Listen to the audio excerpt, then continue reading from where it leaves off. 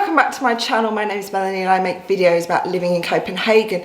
In today's video, I'm going to show you a 2-day trip that I took with my son to Gothenburg in the west of Sweden. That's the first time that we've actually left Denmark since before COVID-19, and it was really refreshing to go away from Denmark, but also to experience another country which seems to be, fingers crossed, same as Denmark, on the tail end of the COVID pandemic.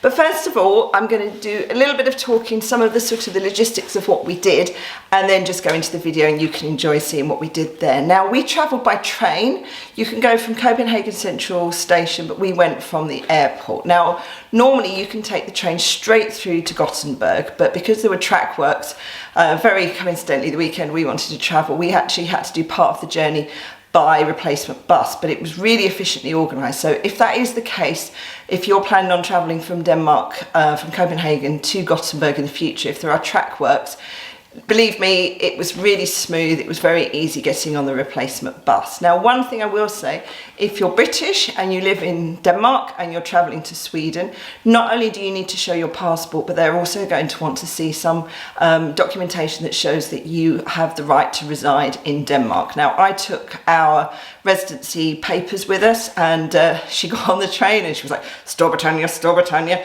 And I thought, oh, here we go. But all she wanted to do is she wanted to make sure where we'd come from, that we had all our right documentation, which we did. So that was fine. But that's definitely a tip, to make sure that you take any of your up-to-date residency documents with you. When we got to Gothenburg, we stayed in a hotel very close to the central station called the Clarion Post.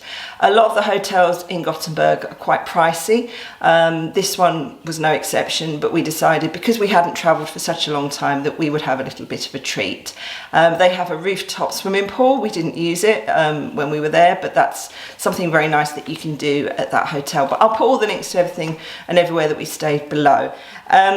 We also took, which I booked in advance, which is advisable during these COVID times, we took a kind of a canal and boat trip to see the sights around the city. It was called Paddan, and that was the highlight of our trip. It was really, really good. The guy that was doing the commentary was quite funny, and you saw a lot of the city. But it is a very, very compact city, so it's quite easy to walk around.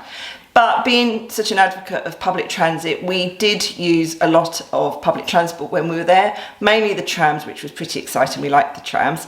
And you can get an app which is called To Go. Again, I'll put a link down below, where you can actually book your tickets on there. You can pay for your tickets via that app. So you can either choose to do a day pass, which was what we did, a 3-day pass, or just buy each journey that you do. But it's super easy to do on there, and it also has a journey planner, so you can easily find what trams you need to get and where you need to get them from. There are a lot of mobility hubs there, where you have sort of trams, trains or buses, and microtransit like scooters and bikes, which again you can get apps for, and you can use those. Scooters were really, really popular in the city while we were there, and people were using them very responsibly, so definitely worth checking that out if you like using scooters to get around.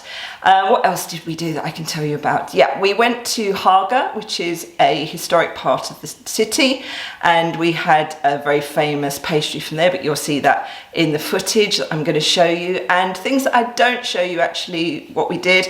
We also went to kimono exhibition, which is a travelling exhibition from the Victoria and Albert, which is at one of the museums in Gothenburg at the moment. Again, I'll put a link down below. And we also had lunch in Heaven 23, where they do enormous open sandwiches with prawn and egg on them. They're very famous for it. And it's on the 23rd floor of a very high hotel, just in the quite close to Liseberg, which is a theme park in Gothenburg. We didn't go there because we didn't really have time to do that. If you don't like heights and you get a little bit scared in open glass lifts, but you do want to go up to this restaurant, you can take the lift from actually inside the hotel, which is a normal lift.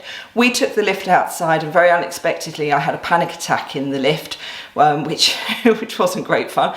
And when we got off at the top, the maitre d' was really kind and said, did I want to have a table that wasn't by the windows? I said I was fine seeing out the windows, it was just the lift terrified me. So that's just a tip if you go there. But the sandwiches were amazing, and the views across the city are wonderful. So I can really, really recommend doing that. So that's the end of my introduction. I'm just checking my thing down there. Yeah, I've talked about everything I wanted to talk about.